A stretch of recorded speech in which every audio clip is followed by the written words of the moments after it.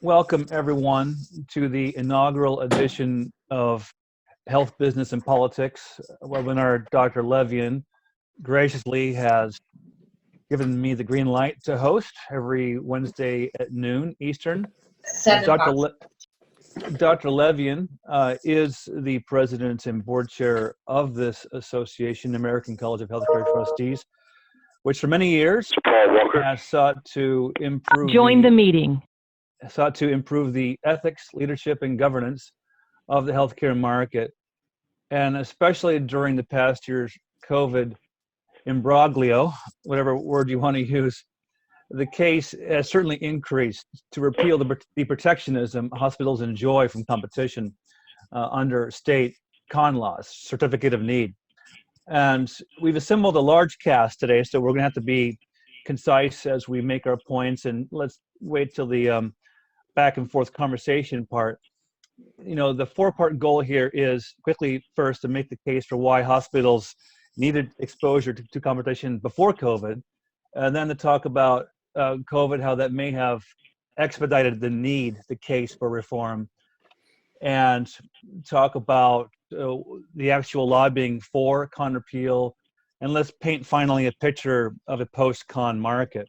How good can we make hospitals? And with that, David Balat, John Chamberlain, Jared Wallen, and Dr. Levien, the four of you and anyone else actually worked in administration in hospitals. So let's go ahead and fire away. Tell us about, from your experience, why hospitals have problems, maybe itemize a couple of them, and that'll kind of set the context. If you want, I'll call on you to keep it orderly. David Balat, let's start with you. And you could say a couple words about yourself. I know you are a great organizer. At Free to Care, you have under your umbrella a lot of organizations of doctors, all of whom want more independence. So that is a well-known thing you're doing. You also are sort of the lobbyist for Texas think tank, and you're really active with the politicians in DC around direct primary care and other health reforms. So do you want to take the first effort on before COVID, why hospitals needed competition? Sure, I'd be happy to. And I'm a Charles, former... excuse me for a minute before David goes. Let's make him larger on the screen. Now, who has somebody's? Let's change the format so he takes up the whole screen when he's speaking, so we can see his beautiful physiognomy. I'm not sure. I stopped sharing. So I'm not sure if the audience would appreciate that, David. Well, thank you guys very much. Thank you for having me. I'm a former hospital administrator, former CEO, hospital executive. Did that for many, many years. Was a hospital turnaround specialist, so I was part of large nonprofit systems, for-profits, community-based, county hospitals. So I've seen just about everything. And you know, I dearly love hospitals. I still enjoy. I'm one of those weird people that likes the smell. I used to walk around. I was an administrator that walked around. Management by walking around was the principle that I adhered to in how I saw what was going on and managed appropriately in that way.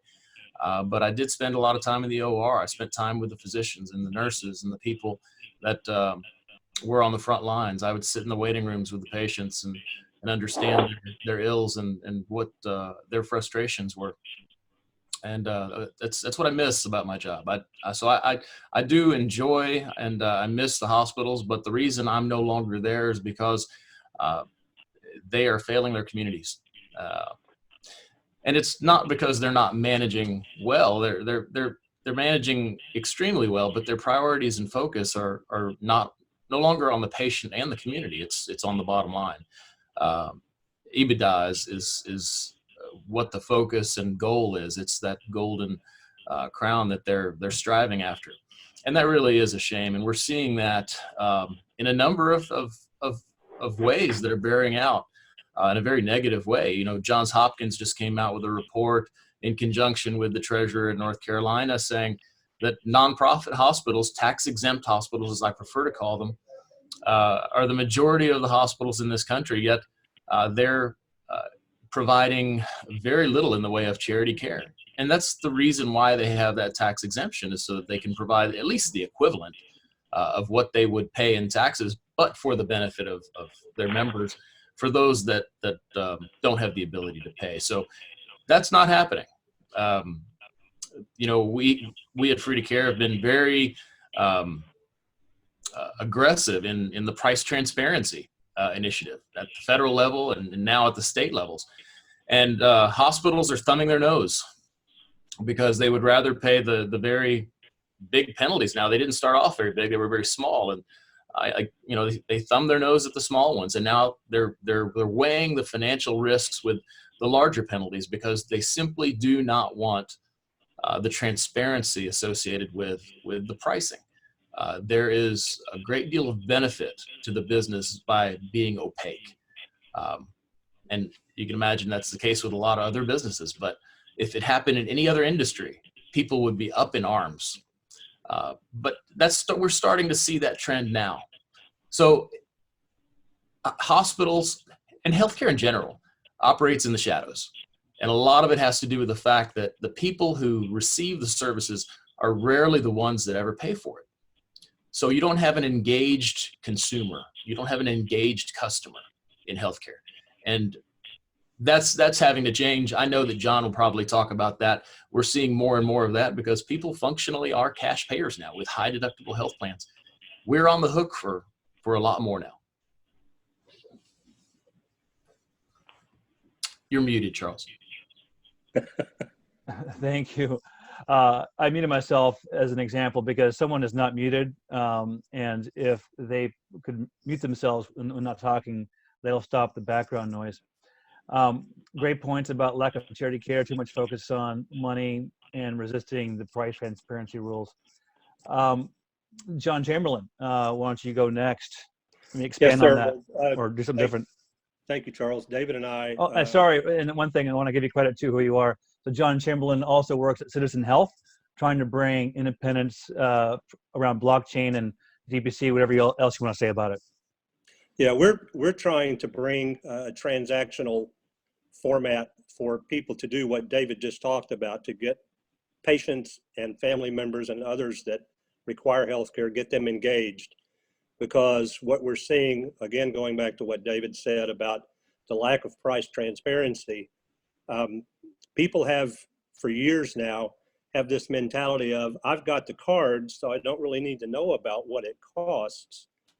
That's not true anymore. When you're looking at, $6,500, $7,000 deductibles, typical employer groups are somewhat less than that, but you're on the hook for that. You have to pay up, you have to pony up a significant amount of money these days to receive care. So what we're trying to do at Citizen Health is provide a secure transactional format for people to actually pay providers, physicians, imaging centers, surgery centers, et cetera. But that's not all we're trying to do. I think one of our biggest benefits has been joining Free to Care in the last 3 or 4 years, because we find strength in numbers. And I think I agree with David. That's why we are so simpatico. I have the same philosophy. I still love hospitals. I still love that environment. I can recall many times sitting with patients' families when patients were in a critical situation, sitting with doctors and nurses and patients' families and patients. And that's what I loved about that particular aspect of hospitals. But it became fun no longer when the focus was on the profit and not the patient. And a lot of that goes back to some of the central theme that I think we're getting ready to talk about a little bit. And that's, you said it right the first time, CON, certificate of need. CON is more appropriate because that's what it's turned into. But at any rate, I feel like with my experience of well over 40 years in healthcare and my passion to make improvements, and there are a lot of people like us, we just have to find a vehicle to get together and make these changes.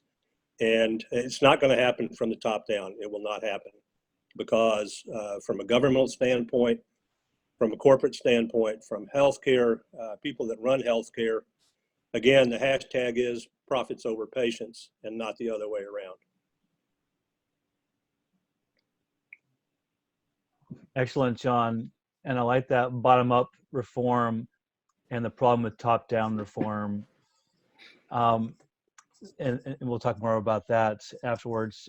Jared Wallen, you're trying to bring direct payment not to primary care, but to specialty care, you and we, urology. And you also were an admin in hospitals. Want to build on what David and John said? Yeah, just a quick correction. I was never administrative with hospitals, but I do have a significant amount of business experience, I think more than most of my physician colleagues. But so I have certainly seen from the physician side where even prior to COVID, a lot of these hospitals are, in my opinion, not necessarily run all that well.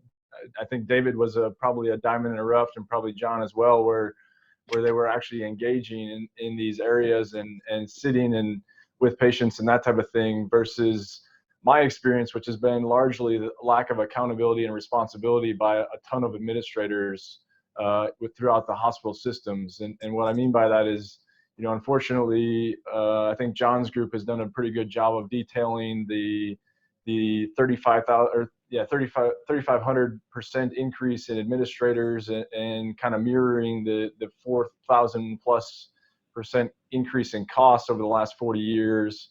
But ultimately, basically, physicians are outnumbered 10-1 by administrators now, and unfortunately, we're basically, I think 70% of physicians are employees, 85% if you look at the under 40 age group are employees, and you're really just beholden to your employer at that point. And unfortunately, I mean, I've had some significant issues with hospitals where they really can't even get their ducks in a row to be able to treat patients, to the point where I've had patients under anesthesia for 30 minutes without instruments to take care of them. I've had, the director of surgical services tell me that she can't be responsible to coordinate with a mobile company to allow us to make sure that the right plug will go into the wall for their instruments that they bring in to help us. And so, that just exacerbates a lot of problems that are going on. And unfortunately, as a physician, if you speak out against that, you're speaking out against the corporation that basically kind of owns you as your employer, and that can get you in some hot water a lot of times. And so that's where you see a lot of folks, to some extent, kind of biting their tongue from that standpoint. I think I'd like to elaborate a little bit on what David said as far as the nonprofit or tax-exempt hospitals. Not only are they not delivering charity care, but there's actually a decent amount of research by Marty McCary and some other groups that, actually suggests that they are more likely to garnish wages or sue patients for the inflated bills that they're charging. And so, I think that's pretty disheartening as a patient, if you're going to be attacked like that on the back end. And certainly there's, some significant financial contracts that they typically make you charge as you walk in the door through the ER or what have you, that can be, essentially kind of giving up all your legal rights to kind of fight against that, which is certainly problematic. Excellent. Dr. Wallen and Dr. Levien, unless someone else has background in hospital admin, I think you're the last to build a case here. Pre-COVID, what was wrong with hospitals? I know we've worked with Lexi on problems with peer review. Why don't you go ahead and say what you want?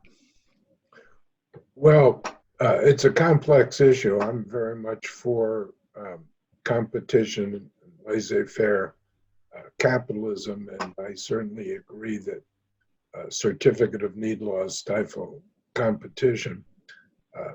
What I have to say is thank God for hospitals. We need them, our families need them. if you're walking down the street in Chicago and you're shot, thank God for the trauma center. Although unfortunately the board of directors at the University of Chicago wanted to shut down their trauma center because it wasn't profitable. That's the type of anomaly we have to look at. Now, the hospital where I was last chairman of surgery for 8 years had revenues of $400 million. It had a net income of 5%, so that's about $20 million, and we gave $17 million worth of free care. That's not bad when you think about it. We're fulfilling our obligation to the community by giving $17 million of free care, but some hospitals don't. And if you look at hospitals in urban centers, many cities are plagued by nonprofits. And those nonprofits include universities, museums, libraries, and they're all tax exempt. So they have exactly what you alluded to, pilot and silent programs, payment in lieu of taxes and service in lieu of taxes.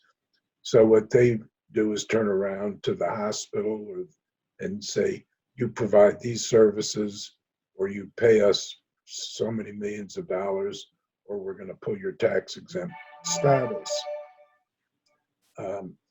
The board of directors of an institution has a responsibility, if it's a nonprofit, to make sure that returned earnings are returned to the community.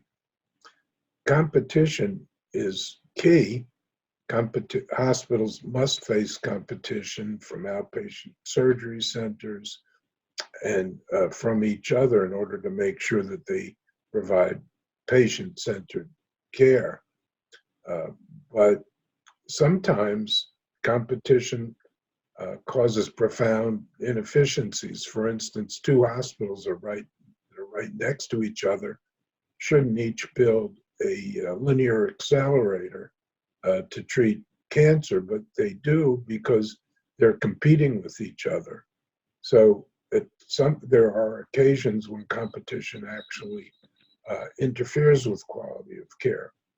So, and there are other times when sales reps collude not to compete with each other, in my opinion. And that is very destructive because it increases the costs that hospitals face. So it's a complex issue. I could talk about it for hours, but there are many people who discuss these things who don't really know the pros and cons. If I may, I'd love to follow up on a couple of things that David just said. It's true that there's it looks like there's competition. It's perceived competition when there are two hospitals and each has a linear accelerator. But in the world that we live in today, when we don't know what the prices are, there's no competition. They're just out to make money as much as possible with the insurance contracts that they've been able to negotiate. So they're using the leverage or whatever leverage they are trying to have and secure to gain more money from the government or commercial insurance, and competition is still non-existent. And the other thing that, and you've probably seen this, Dr. Levien, when you talked about the $17 million of charity care. Well, 17, where did that dollar amount come from? I'll tell you what nonprofit hospitals do. We talk about how large or how big those gross charges are, those list prices that everybody talks about. A CAT scan could be $10,000 to $15,000 when you could get it for $250 cash. If I'm giving, let's just say, I'll pick on John Chamberlain. If John is my patient and I'm the hospital and he comes in for a CAT scan, but he qualifies for charity care, and I completely give him a free service as a CAT scan. Guess how much charity care I've just provided? $10,000, because that's my gross charge. Now, is that really $10,000 of charity care? No, it's hyper inflated, and it's a game that's played by a lot of the nonprofit or tax exempt hospitals. Well, there's no question that there are hospitals that play games with these things. In some states, they've passed laws so that you have to charge a self-pay patient the same thing that you charge your insurance contract people, the most favored nation price. Right. So it is a complex issue, and there are a lot of anomalies.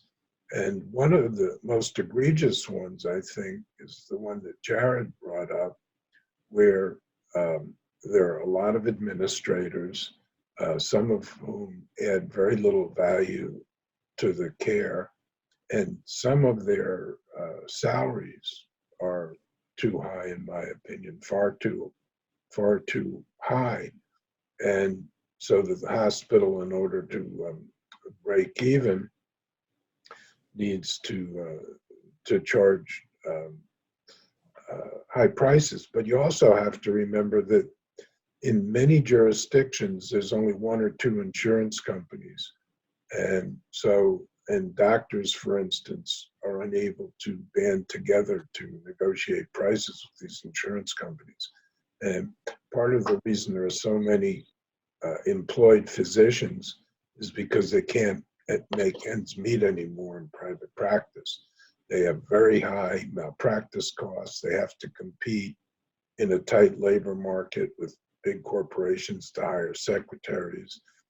They have to pay high rents, and the reimbursements are very low because there are only one or two insurance companies, and they can't afford not to accept payment from the insurance companies.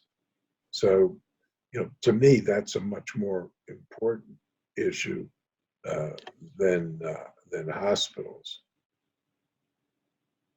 So, if I may, I want to bring in Dr. Bryan Ardis because all of the points that have been raised thus far are fantastic, but there's a growing dissatisfaction among patients with hospitals, especially during the past year's COVID declared emergency, especially with the difficulty in accessing early treatment. And Dr. Ardis is a chiropractor and a founder of North Texas Healing Center and owner of Ardis Labs. Dr. Ardis, do you want to unmute yourself and talk about the America's Frontline Doctors Group and how they're trying to help patients get the early treatment they want but can't get in the hospitals, and in the context of if hospitals are mistreating patients this bad, doesn't that add to the case that we need better hospitals? For sure. It's good to be a part of this group. Glad you all are here. Thank you for all your input. I cannot relate to the fact that I was never a hospital administrator, never worked in a hospital. I've been to many hospitals, and unlike David, I don't like the smell. Just so you know, I never liked the smell. But I do want you to know that there is a lot of concern, obviously, right now, of denying and changing specific protocols and treatment of care of patients based on discriminating patients. Even currently right now, I was reading a text just now that I received from a patient advocate working with a family in Minnesota, and the family is denying, or there's a doctors in a hospital in Minnesota are denying treatment to a patient based on the fact that they are not vaccinated. And they will not allow the family to have access or change or improve the status. They won't even feed him or put him on a G-tube because he's not vaccinated. That's their reasoning, which is disgusting. And they've recorded this call with the doctors at that hospital, and they're asking me, Dr. Ardis, to step in to help get this hospital to administer nutrition and push the medications that could possibly save this person's life. So this is just the kind of stuff that we're dealing with. I want you to know that yesterday I was actually on a call with Dr. Sherry Timpany's executive administrator. She has created what's called the Timpany Alliance. This is just one example of a foundation being created to try to sustain money and funding to create a brand new independent healthcare hospital system, all cash paying, outside of what we're doing right now. And we're going to be helping her create a fundraiser here in Dallas, second week of February, and continue to drive donations. We're doing events in San Antonio a couple weeks ago where we actually were able to raise about $10,000. Now we're going to do it again in Phoenix here in about 3 days, and we're going to do it again, and then we're going to do it in about 2 weeks. And there's just a lot of horrible things going on right now in the way of discriminating, criminally, medically kidnapping patients and depriving them of care. And it's not the docs that are actually responsible. Their licenses are being held, their jobs are being threatened. There's mandates that they don't want to live up to that are forcing them to consider either leaving the hospital system, going somewhere else, going independent. There's just a lot of chaos right now, unfortunately, around the entire country. And I'm a part of a lot of groups, including myfreedoctor.com, synergyhealthnetwork.com. These are all groups of doctors and nurses who are trying to find a better way than what we're currently finding ourselves in. If you don't know who Dr. Elizabeth Balat is, she's here in Arizona. She's actually in Arizona. She has a great write-up on America Out Loud. That's a platform where Dr. Peter McCullough does a lot of his publications weekly. She has a great publication on Joe Biden's current administration and incentivization of hospitals with all the COVID protocols. And it is out of this world insane what is going on in hospitals right now. It's deplorable. These doctors, I'm hoping most of them who are actually following suit with everything they're being told to as a result of their rights and privileges at these hospitals or their employment by these hospitals. I wish more would stand up and say this is egregious and we're not doing this. But she has a great write-up there on multiple ways in which hospitals are being incentivized right now. I, of course, I have a great appreciation for the trauma centers, like I've been mentioned right now. I've constantly said for the last 20 years, thank God for trauma centers and the life-saving support of hospitals. But outside of that, I find the rest of it deplorable, personally. Overcharging of too many screening diagnostic testing. This has been outright ridiculous to me in my mind. And there is a lot that I have been told and had access to in the way of administrators in hospitals being my patients, CEOs of hospitals who are my patients and have been for years, who've told me that they have actual budgets set up for every CT scan that they purchase, which can be in the millions of dollars. They have budgets, they have quotas they have to meet, and they tell their radio techs what they have to reach, their ER docs what they have to reach each month, regardless of if it's warranted or not. So I know that they do this. I know they have to make a profit. I know they have to make money. And for those of you who haven't seen it, you should watch the documentary that came out about 15 years ago called Life for Sale. And it exposes 10 hospitals in California, 5 which were for-profit, 5 that were not. It was pretty insane what you watch by these MDs, what the administrators are doing, and holding doctors against their ability to do no harm, do the best for the patient. But everything was predicated in the examples in those documentaries on what is cleared and covered by the insurance company for the patients before treatment starts. And then the doctors are being told you have so many days to treat them, then you got to release them and let them come back when they're not well. There's just a lot of things that could be better. And I think a cash paying system, healthcare system, a better system obviously needs to be enacted. There's some powers obviously that are holding hospitals to an account, bribing them, incentivizing them to do things that are harmful right now to patients and to families. And that is creating a lot of distrust. And right now there's a lot of things in the planning stages how we can make this better, but it's obvious that right now there's too many things set up in America to do more harm than to do protection and preservation of life, even though I know the doctors and nurses are trying to do that. There's just too many federal health agencies, mandates, emergency laws currently enacted in every state in this country around the pandemic and the emergency state that's not allowing doctors to be free in hospitals to practice medicine. And I wish they were. And I know there's a lot of frustration for a lot of these medical doctors. I constantly get phone calls from vascular surgeons in hospitals around this country crying to me on the phone because they're being told by their administrators they can't change the protocols when they see remdesivir in venting patients is actually creating the outcomes I've been speaking of since May of 2020, when Anthony Fauci and the NIH put in their mandated protocol for COVID-19 hospitalized patients. And when they look at their own internal data for the hospitals, which is the percentages I'm quoting are going to die, they're seeing that's what's happening. And when they go to their administrators, the administrators are telling these tenured 2-decade, 3-decade docs in their hospitals, there's nothing they can do and they have till X date to get the vaccine, and if they don't, they're fired. And these medical doctors are calling me, the chiropractor, telling me everything I'm saying is accurate, and they are struggling to be able to be the kind of doctor they want it to be. And I think the whole reason why people are here in this meeting right now is how do we provide care and trust to patients and citizens? How do we restore this trust back to families, back to individuals who are struggling with their health. And we know that medicine can provide health and benefit to them. There's just too many restrictions, too many doctors, nurse practitioners, their hands are tied, cuffed by these restrictions that either their administrators or the current federal health agencies are putting on them, unfortunately. Well, I think you've said a couple of things that are true. I think that this COVID scare has been abused profoundly, and it's been weaponized by the government. So that is clearly true, even to the point where the quality of care in hospitals is deteriorated because they don't let family members visit, and they don't let them visit because they don't want the scrutiny. And so that, I think, is clearly true. I believe you have a little bit of a misconception about ordering CAT scans because, for instance, the hospital typically get paid on a DRG type of payment, and in fact, it's to the hospital's detriment to order a CAT scan. They'd much rather have it done as an outpatient because they don't get paid for it if it's an inpatient just bundled into the diagnosis code.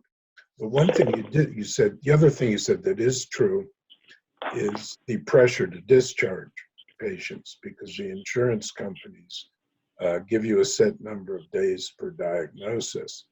And there's a tremendous amount of pressure on physicians and surgeons to discharge their patients early. And of course, I was on all the committees that dealt with utilization. Typically, the surgeons in my department did very well in that regard.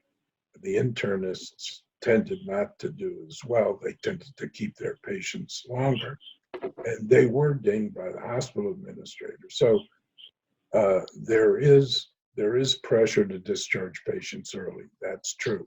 There's not pressure to do additional procedures while the patient is in the hospital.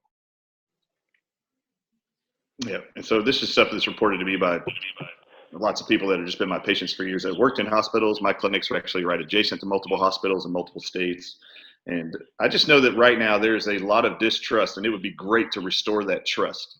There's a lot of fear and anxiety and panic around going into hospitals. There's a lot of fear and anxiety and panic once you're in the hospital. And it just could be, it needs to change. Obviously, it feels like there needs to be a change, and it seems like a lot of the world is screaming for a change. How do we improve that? I've never ran a hospital. I've never worked in a hospital. So how do we improve that? The goal is, can I help champion for people who can help create a new form of healthcare? I would love that. I would love to be a champion for that and help encourage that and strategize. Well, I'm glad you said that, Dr. Ardis, because hopefully, is Charlie Katibi on the phone, or did he not make this meeting? While I wait for Charlie to show himself, for the person calling in area code 610, if you could kindly mute yourself. Your phone icon has interrupted this meeting during the entire hour, and so we need to mute ourselves when not speaking to allow the event to take place. So if the AFP person is not here to talk about con repeal, I think we all know what it is. Half the states still have these protectionist laws barring entrepreneurs from building better hospitals. And I think we all agree there's no reason we can't have better hospitals. Dr. Ardis, you're not alone. A lot of us know a lot of people in the hospitals and patients who are not satisfied with the status quo. And I think now we need to paint a picture of how much better we can make the system. And so I know, Dr. Levien, you have mentioned that physician ownership is one common theme among superior hospitals. Do you want to comment on that? And we'll get that conversation started. And Dr. Ardis, you mentioned that independent hospital. Let's get that conversation going. Let's paint the image of a post-con world. So it's not necessarily physician ownership, but physician management. Now, don't get me wrong, because I am for physicians owning hospitals, and David Balat can talk about that because there are apparently some laws that make physician ownership of hospitals difficult. So physicians owning hospitals, I think, is a good thing because it increases competition. But if you look, physician-managed hospitals are among the best in the world. If you look at the Cleveland Clinic, the Mayo Clinic, Geisinger, they're run very well, and they're hospitals that you'd like to be in if you've had a myocardial infarction, or you're in shock, or you're very sick, or you need a major operation. Going to the Cleveland Clinic or the Mayo Clinic or Geisinger is a good decision. So I think more physicians should run hospitals because they're the most dedicated to the patient, and they're the biggest patient advocate. And there are many physicians who've educated themselves in various aspects of business and leadership. Typically, physicians do very well with leadership. They don't do very well as chief operating officer because they typically haven't had the operational experience, whereas they have had the leadership experience. And Dr. again, Levien, David Balat does have to jump off. If you could say a parting word, David Balat, on your vision of a post-con world, how much better hospitals can be. You're muted, David. And you gave us that that education earlier. Let me say this: you know, people say that the current system is irreparable. I happen to agree with them. That doesn't mean that we don't push back on their efforts to continue to grow and be oppressive to the American people. So on one hand, you're playing defense, but on the other hand, we have to create a new system. We have to, in parallel, create a new healthcare system that will force the existing one to compete. And as more and more people jump into direct primary care, direct specialty care, like Dr. Wallen, you look at the surgery centers, the Surgery Center of Oklahoma and Texas Medical Management, that it's growing all over. Those are exploding all over the country. Certificate of need is a cancer for that kind of growth and competition, so that people can have choice, and with that choice will come affordability. So that protectionist law that is really funded by the very people that don't want the competition just needs to go away. Let me just explain to you very quickly how certificate of need functionally works. So there was a physician in North Carolina, and if everybody can make sure they're muted. There was a physician in North Carolina that wanted to start an imaging center, and he wanted it to be really just all cash based. So he just wanted the license to have an imaging center. He submitted the application. The application went to the advisory panel that would make the decision. Guess who was on the advisory panel? His competitors, the hospitals, the other folks that have imaging interest. And their answer, of course, was, we have too much of a supply. We don't need any more. The demand doesn't warrant the addition of any more imaging, and this will just increase the cost to the state. Well, that's not how it works. But of course, they were protecting their own interest. That whole system needs to go away. And we've done some good things, and we've seen it. Montana has gotten rid of a lot of CON laws, and we're working from state to state. This is a state issue when it comes to certificate of need, not a federal one. And so regardless of what state you're in, know what the CON or certificate of need laws are, work with your lawmakers and let them know that this is bad for healthcare. It's bad for patients. They just don't know enough about it, and they're not as interested in it because patients aren't going to them and saying, this is hurting me, because they don't feel it. And David, I think in Virginia, where I am at, we have the worst con law in the country. I'm told, I'm not an expert on it, because in some way, and others can explain to me how this works, the hospital and the insurance company are tied together in some way.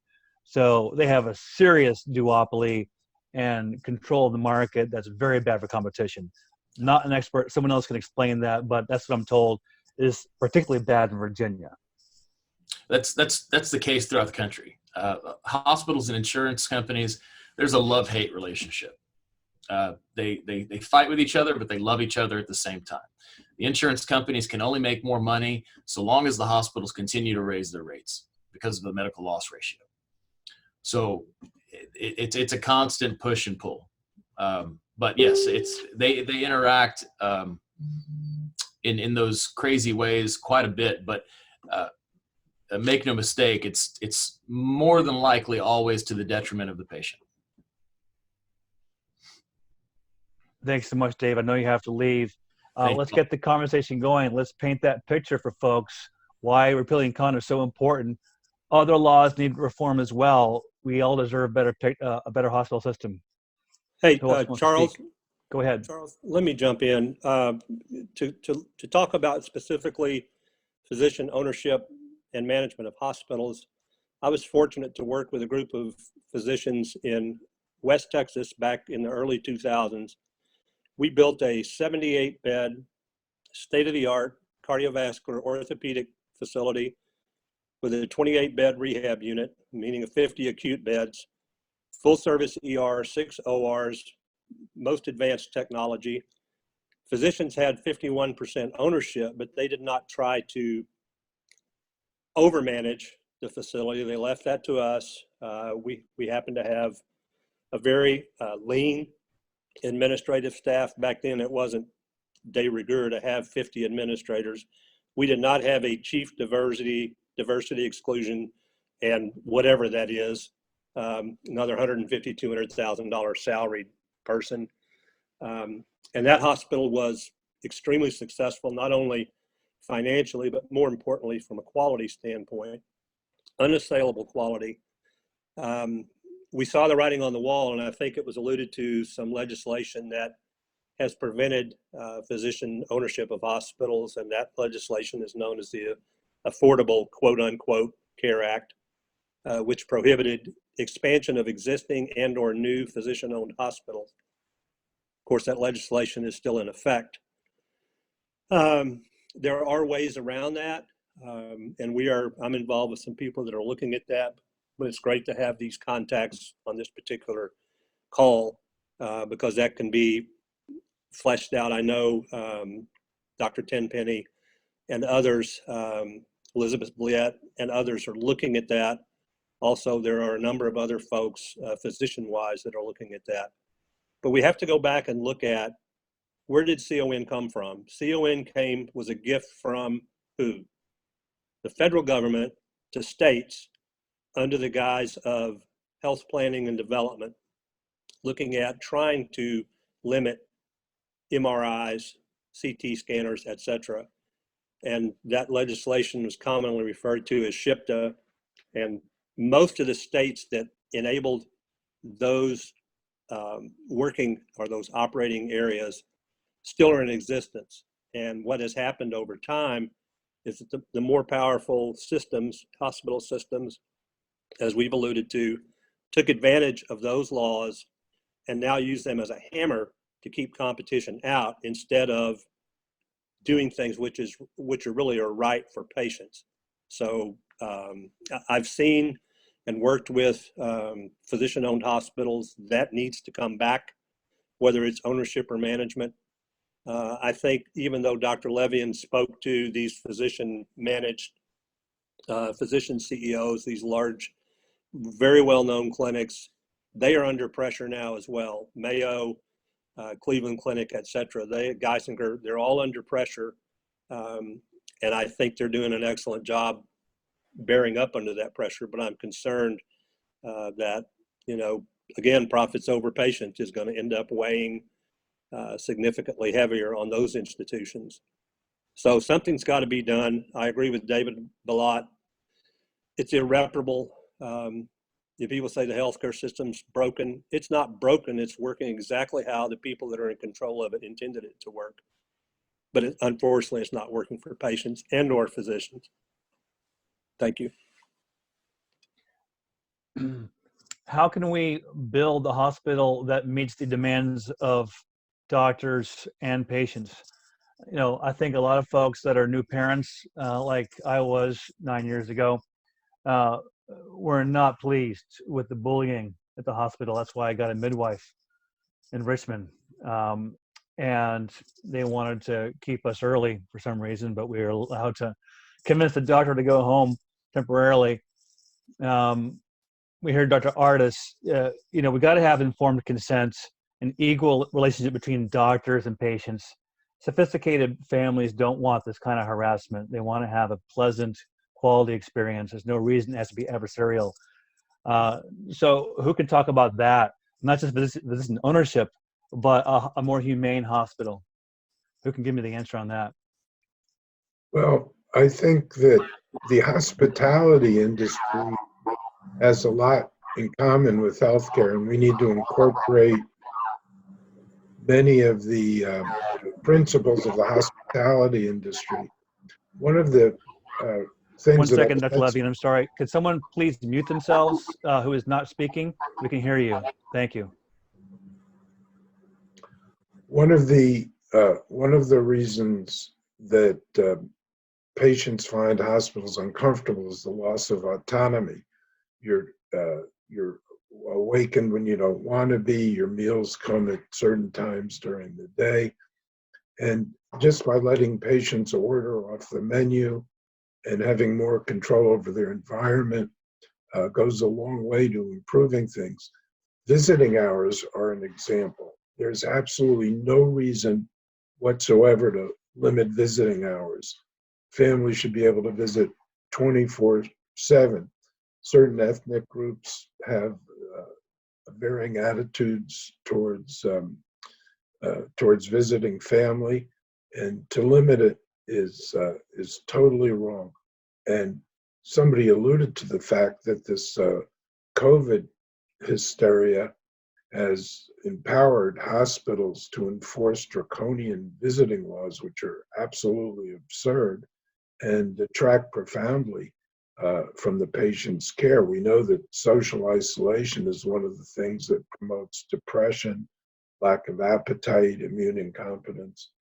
So merging the principles of hospitality with healthcare are very important. Also, things like robotic process automation to get rid of these repetitive, mindless tasks that physicians and nurses are forced to undertake that takes them away from patient care. Physicians are pushed into an untenable position where a very large percentage of their time is not taking care of patients, it's doing data entry. And there's no reason for that. We have the technology, we have natural language processing, robotic process automation, and we also have deep neural networks and data science to help with decision making. And really the answer to this is probably going to come from high tech and innovation, even more than political pressure. I have a comment on that, Charles. I want to apologize that I'm half in the dark and I'm a latecomer, so again, I apologize. I don't think we're going to get anywhere with this. I think patients given a choice of physician, and it's been my experience in developing Consumer First, my health network. You call a doctor's office and it depends on the very first message you get on the phone. If you get this dial-up business that you wait for 10 minutes just to get a human voice, I don't get that with independent physicians most of the time. I get it with big groups. But until we do away with the collusion between insurance and big hospital and big government, we're not going to do anything about it because they make all the rules. I'll give you an example of this. There was a heart hospital in Dayton. It was very highly qualified, started by a cardiologist, and he had colleagues, very efficient. They did a wonderful job. Again, very quality rating was very high. Well, the big hospital right across the river colluded with insurance companies to cut off reimbursement for that heart hospital. Now that should be against the law. That's antitrust. But the insurance companies have no antitrust violations. Hospitals should, but it's never enforced. That is not going to happen. I don't think there's any question that patients will choose the easiest place for them to get good care where it's most efficient and cost effective, which is what I'm trying to do. But it's a very difficult pull because doctors, as we know, are very conservative. I was telling a colleague today, it's kind of like herd mentality. You got to sign up 5 or 10. The word's got to get around, hey, there's a new network and it looks pretty good. I mean, I'm getting a lot of interest, but people are dragging their feet. So I think once Big Brother is somehow changed, and maybe that's happening with the things we're finding out about big government in collusion with hospitals with the COVID stuff. Maybe it will happen, but I don't think we're going to get anywhere until that happens. The facility fees, doctors get 3 to 5 times more payment if it's a hospital-owned ambulatory facility versus a private one. And unless we do that, it's a matter of income, even for the doctor. Jim Grafbeck, do you want to unmute yourself and talk about the entry point for a hospital with Pavilion and your hospitality ideas to make it a better experience and how that might be expanded to the whole hospital experience? Sure, I'd love to. Thank you, Charles. I came out of the Cornell's hotel school, and I bring that up because a couple of years ago they really started delving into the hospital, into healthcare. Started working with a number of hospitals to make them more hospitality or more, patient-oriented, more comfort-oriented, more like a hotel. I mean, you come in, your food is good, you have better menus, and if you don't need to, be in the ICU or somewhere, you can have more, it'd be a much better experience, basically. And we all know that's needed. The project I'm working on, the Pavilion, isn't exactly about hospitals, though I think it would be a good idea. Right now, I have an integrative medical and dental practice with me, some specialists, and we're looking at opening and then duplicating these centers that treat people better, that have the hospitality, that are more inclusive and holistic. So you can go in. I mean, it's not exactly that, though we might expand it. But we have restaurants, we have organic foods, we've got a lot of things that go together for healthy living.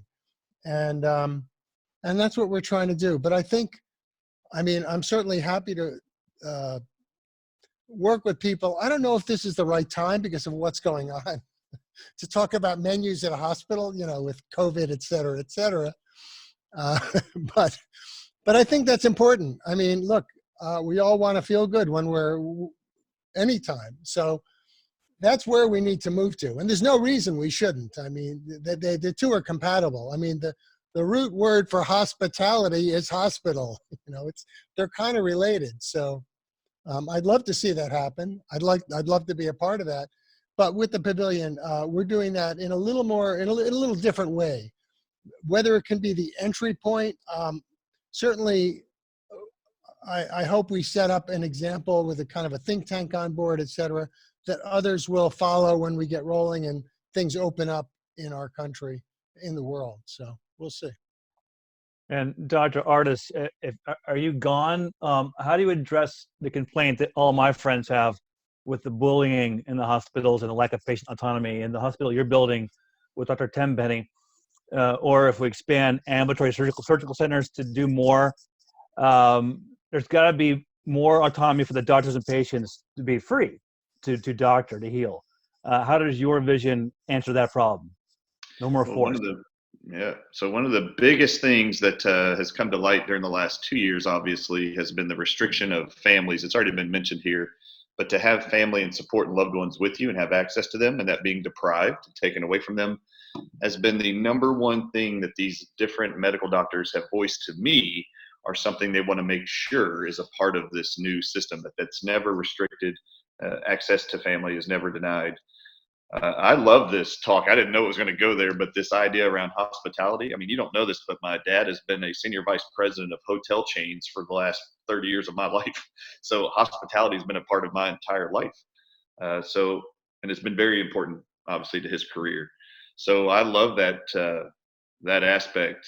I didn't know y'all were going to bring that up, but I think that's an incredible vision to have what they've tried to do with hospitality and the hospitality industry and bring that into the healthcare system by far. I just love it. There's a million different aspects of that I love and I could touch on, but the idea of being able to have informed consent, have doctors focusing on not only, I'll just tell you, one of the things I think that's got to be a struggle for medical doctors who are practicing and taking care of patients and nurse practitioners in hospitals taking care of patients.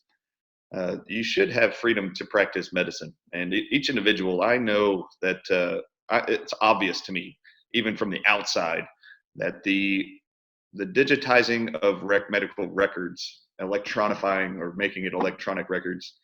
I mean, you punch in a code or a symptom and it's going to tell you what the treatment and hospital protocols are. I've had my own father-in-law murdered in a hospital because of an ill-advised hospital protocol the hospital would not break from. And it would just keep coming up. The flu, give this guy vancomycin and 2 antibiotics, deprive him of Lasix, and it caused acute kidney failure in 3 days. They flooded his lungs with water with pulmonary edema that they misdiagnosed as pneumonia, and it was atrocious. And when I actually got them to change these protocols, take them off of, when I got them to take them off of vancomycin, got him on Lasix that they had deprived for 6 days, all of his respiratory symptoms improved. Then the hospital that night, after 5 hours of being treated with Lasix, all the water came out of his lungs. He lost 20 pounds of water. This is on day 7 of treatment. Within 4 hours, the respiratory therapist confirmed all pneumonia symptoms they had claimed he'd had for 5 days disappeared. We get home. The nurses station calls my wife. This is back in February of 2020, by the way. This is very recent.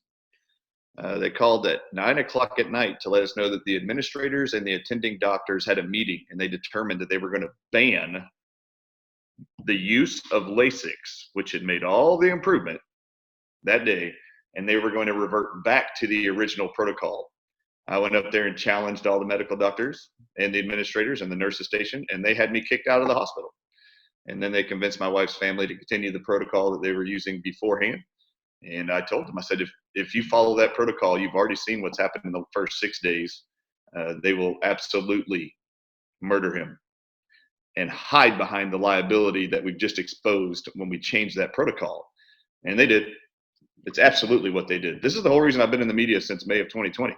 When I actually read Anthony Fauci's declared singular only mandated protocol for all hospitalized COVID-19 patients, it was exactly what was going to occur to the majority of all Americans being treated with that drug. And that protocol was exactly the downfall of my father-in-law, just with a different drug. And man, they have been hell-bent that they're going to hold to that protocol in every hospital. But the incentives to hospitals to do this is absolutely disgusting.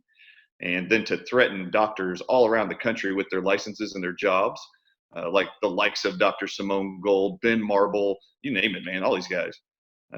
It's been horrific that they have not been allowed to actually use their clinical experience to practice medicine with patients, to see what works and doesn't work. I mean, that's been the blessing of medicine forever.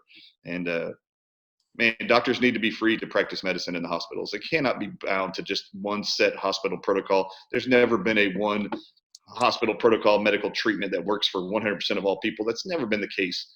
So I think there has to be freedom for the doctors to be able to practice medicine. Try things, see if they improve, actually do reviews on a daily basis or every other day basis, and then make changes and discuss that with the patients and with the families. That needs to be wide open. How can we serve you? How can we help you? How are you feeling? And all of that's being stripped and being held to by, and they all hide behind a hospital protocol. This is our protocol. This is our protocol. Well, y'all got to get rid of that. Get rid of that.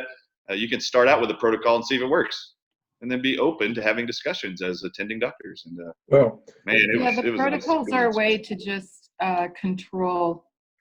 They're dictating to physicians how to take care of their patients.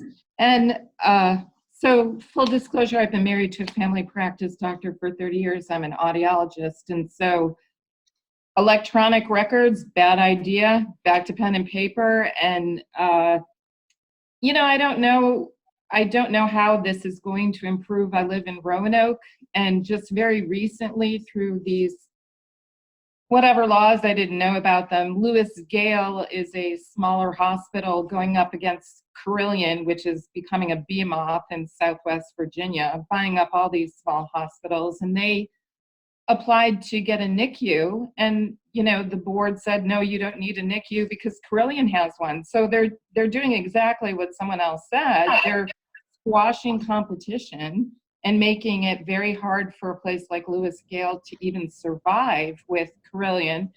And I think increasingly with the people I see, they're electing not to pay for health insurance. And then they're taking the money that they would have put toward health insurance, putting it in a separate account.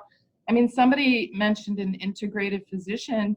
These people that are going outside of the system, practitioners like me, integrative physicians, they don't take insurance. They can't. I mean, because insurance will dictate to me how I take care of my patients, and I'm not going to do that. Now, I give my patients a super bill to submit, and of course, I have my number, NPI number, but I think people need to think very carefully about whether or not they want to participate in this situation as it is now. Physicians are being strangled by student loan debt. It makes it longer and longer until they're independent. If they disagree with what they see going on, I mean, Suzanne Humphreys talks about that. And so I don't know, non-participation. And Charles, as far as having babies go, that's not like a hospital event. I'm the mother of 7, and my personal opinion is when women stopped helping women have babies, everything went to hell. Well, and Hey, Charles, can I add one comment? go ahead. Quick one, thanks. Back on the hospitality in that area, I was actually the assistant director of the dietary department at Harrisburg Hospital a number of years back. So I know firsthand what was being served up. And I've looked at some studies that actually really say we are killing a lot of people with the food we're giving them. So, forget even high-end hospitality cuisine. We really need to do a better job, not put McDonald's in hospital, cafes, et cetera, and really take care of people with real nutrition. So I just wanted to throw that in. And I know George is a benefit innovator, and so am I. Our Forbes featured combo of sharing and HSAs is really liberal or open-ended on birthing, Margaret. They'll pay to have your baby in a birth center. So I think mothers have had it up to here with the bullying and mistreatment in the hospital birthing area. I was shocked, and everyone I know is shocked and horrified.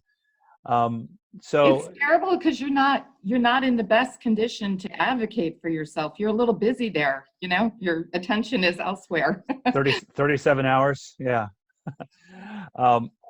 So let's wrap this up. Who wants to finish the image? I mean, it's obvious to a lot of us that we could have a much better hospitals in a free market. Who wants to clean up on that? Okay. Go ahead. Yeah, so perfect. Obviously, there's been a lot to unpack. Jared, hold on. There's echo. Everyone can mute themselves, please. Obviously, a lot to unpack. We've talked about anti-competitive behavior of hospitals and insurance companies. We've talked about competition. We've talked about, Jared, sorry. David, I think it's you. Go ahead. If from a competitive standpoint, it's really truly, remember, even competitive services that are based currently. Jared, I'm sorry. There's an echo. Is it you? Shouldn't be. Am I the only one hearing a double Jared? How about now? Much better. Okay, sorry.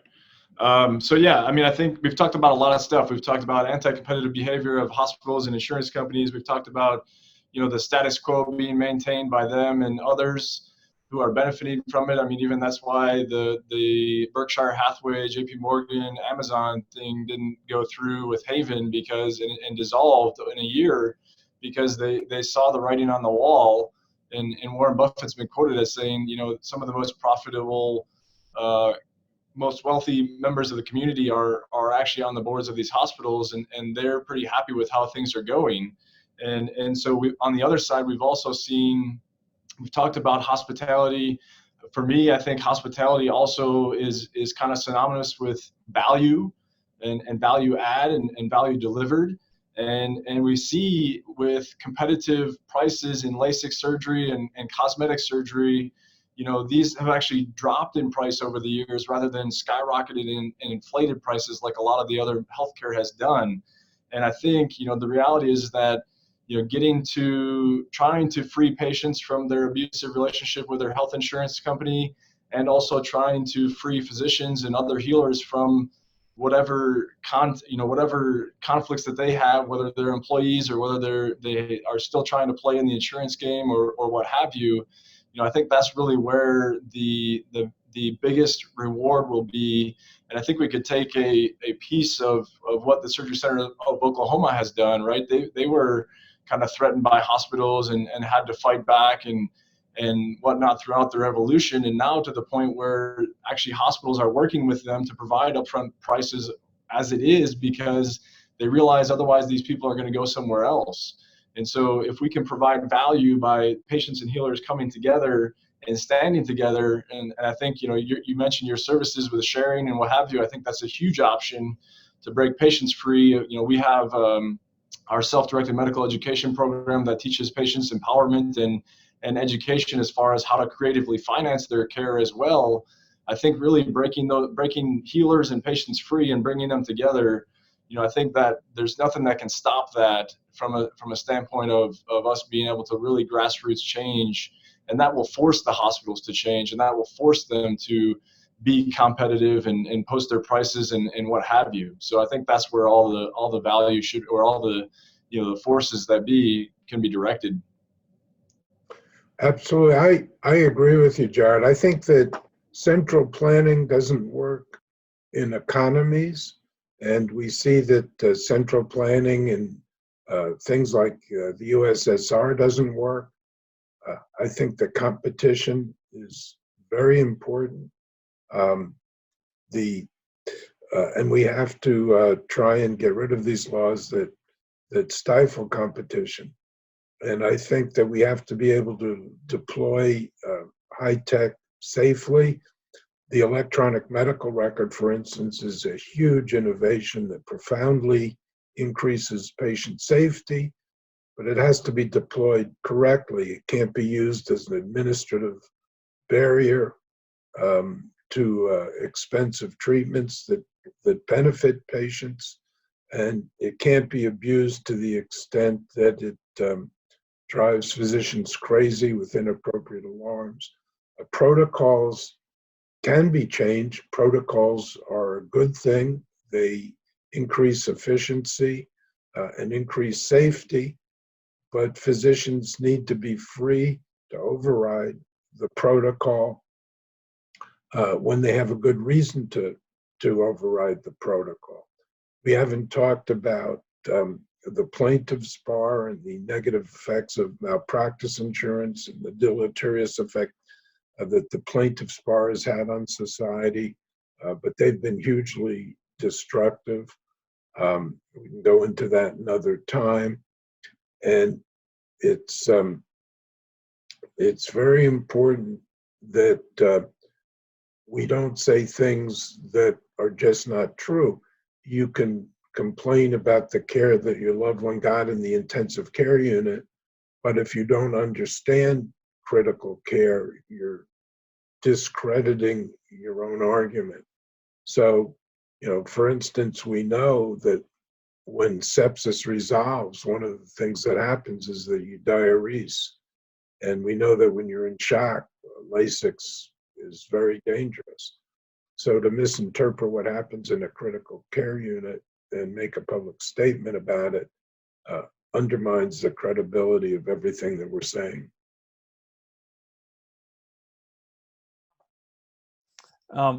Thank you, Dr. Levien. Thanks to the other doctors and professionals in other areas of the health market.